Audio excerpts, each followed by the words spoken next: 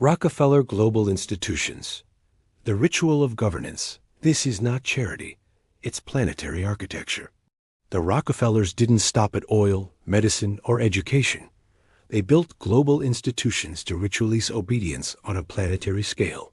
Their fingerprints are on the United Nations, the World Health Organization, WHO, and the Council on Foreign Relations, CFR. These bodies are not neutral. They are theaters of control, seated by Rockefeller capital and converged with Rothschild finance.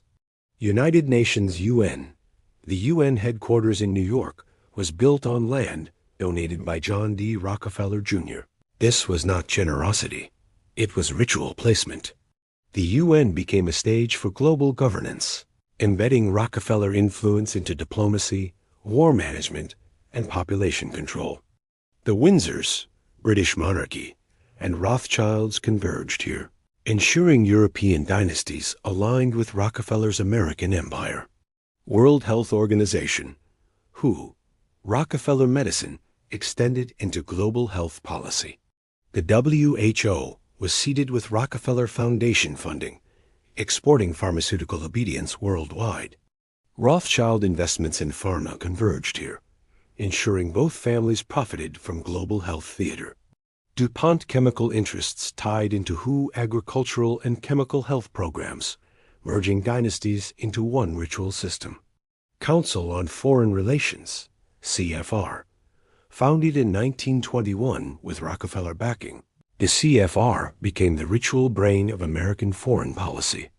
Morgan family financiers converged here, embedding Wall Street orthodoxy into global strategy. Bush dynasty elites, bred in skull and bones, were funneled through CFR networks into government and war management. Trilateral Commission, co-founded by David Rockefeller in 1973. The commission ritualized convergence between North America, Europe, and Japan. This tied Rockefeller oil finance to Rothschild banking and Ling dynasty Asian capital. The result, global institutions became ritual theaters of obedience. Sovereign nations were subordinated to Rockefeller-funded bodies. Health, war, diplomacy, and economics were scripted by dynasties, converging through these institutions. Rockefeller family alliances, bloodline convergence. This dynasty never stood alone. The Rockefellers ritualized alliances through marriage, finance, and institutional convergence, weaving themselves into the wider web of bloodline control. Their empire was not just oil and banking. It was a network of dynastic unions designed to preserve power across continents. Marriage and bloodline ties. The Rockefellers intermarried with other elite families, embedding themselves into the same bloodline web as the Rothschilds, Carnegies, and Morgans. These unions were not romantic. They were strategic. Each marriage tied wealth, land, and influence together, ensuring dynastic continuity.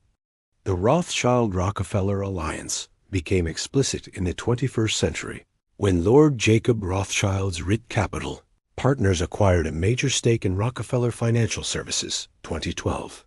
This was the ritual convergence of European banking and American oil finance. Financial convergence. Rockefeller banks and foundations partnered with Morgan family financiers, embedding themselves into Wall Street orthodoxy. The Carnegie Foundation aligned with Rockefeller philanthropy, particularly in education and medicine, ensuring industrial capital merged with oil finance. The DuPont dynasty tied into Rockefeller medicine through chemical and pharmaceutical expansion, converging industrial chemistry with Rockefeller health control. Institutional convergence. The Rockefellers seeded the Council on Foreign Relations, CFR, which became a ritual meeting ground for dynasties. Rothschilds, Morgans, Bushes, and Windsors all converged here. Their influence extended into the United Nations, where Rockefeller land donation placed the institution under their symbolic control. Through the Trilateral Commission, David Rockefeller tied American elites to European and Asian dynasties, including Rothschilds and the Lee family. The result, the Rockefellers are not an isolated dynasty. They are a node in the bloodline web. Their marriages, financial partnerships, and institutional creations ensured their empire merged seamlessly with Rothschild banking, Carnegie Steel, Morgan Finance, DuPont Chemicals, and Windsor monarchy. This is not coincidence. It is ritual architecture. Every alliance is a chain. Every marriage is a merger. Every institution is a theater of obedience. Rockefeller oil legacy, Standard Oil, and the ritual of energy. This dynasty began with oil, but oil was only the first ritual. John D. Rockefeller's Standard Oil Company, founded in 1870, became the prototype for monopoly. By 1880, it controlled over 90% of U.S. oil refining, dictating prices, crushing competitors, and embedding itself into government regulation. This was not business. It was ritual domination. Monopoly theater. In 1911, the U.S. Supreme Court ordered Standard Oil to be broken up under antitrust law. But this was theater. The breakup scattered Standard Oil into 34 companies, many of which remain dominant today: Exxon, Chevron, BP, via mergers, and more. Rockefeller's wealth multiplied, not diminished. The fragments became tentacles of the same empire, ensuring control of global energy markets. Dynastic convergence. Morgan family partnered with Rockefellers in railroads and finance, ensuring oil distribution aligned with Wall Street capital. Rothschilds controlled European oil and banking, converging with Rockefeller oil finance through global markets.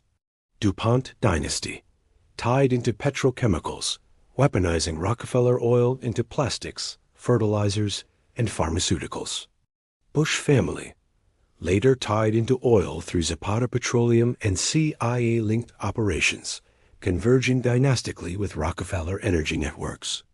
Global reach Standard Oil's fragments became multinational corporations, embedding Rockefeller influence into every corner of the globe. Their oil-financed wars dictated foreign policy and controlled industrial development.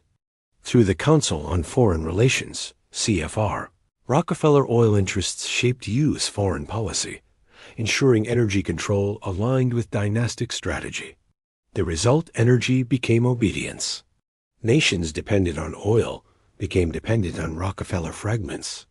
Wars were fought, governments toppled, and economies controlled, all through the ritual of oil. This was not industry. It was planetary architecture. Every barrel was a chain. Every pipeline was a ritual line of control.